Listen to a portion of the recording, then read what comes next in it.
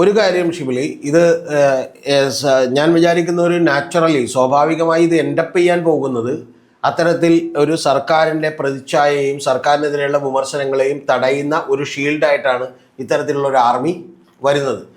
പക്ഷേ C P M പറയുന്നത് അങ്ങനെയല്ല. സി പി എം പറയുന്നത് അതിനേക്കാളൊക്കെ വലിയൊരു ബ്രോഡർ സെൻസാണ്. ആ സെൻസ് ആണെങ്കിൽ ഇത് വരുന്നത് നല്ലതാണ് എന്ന് പറയുന്ന ഒരു അഭിപ്രായക്കാരനാണ് ഞാൻ. ഇത് സി പി എമ്മിനെ സംബന്ധിച്ചിടത്തോളം ഞാൻ പലപ്പോഴും പറഞ്ഞുകൊണ്ടിരിക്കുന്നത്, ഇപ്പം ഭാരതാംബ എന്ന് പറഞ്ഞൊരു വിഷയവുമായിട്ട് വരുന്നു, അല്ലെങ്കിൽ ഗവർണർക്കെതിരെയുള്ള ഒരു പോരാട്ടവുമായിട്ട് വരുന്നു. ഇത് ഗവർണർക്കെതിരെയും ഭാരതാംബക്കെതിരെയും മാത്രമുള്ള ഒരു പോരാട്ടമായി SFI പിള്ളേരെ കൊണ്ട് പോലീസുകാരെ തല്ലിയത് കൊണ്ടൊന്നും ഇത് ഇല്ലാതാവില്ല. പകരം ഇല്ലാതാവണമെങ്കിൽ എന്ത് വേണം?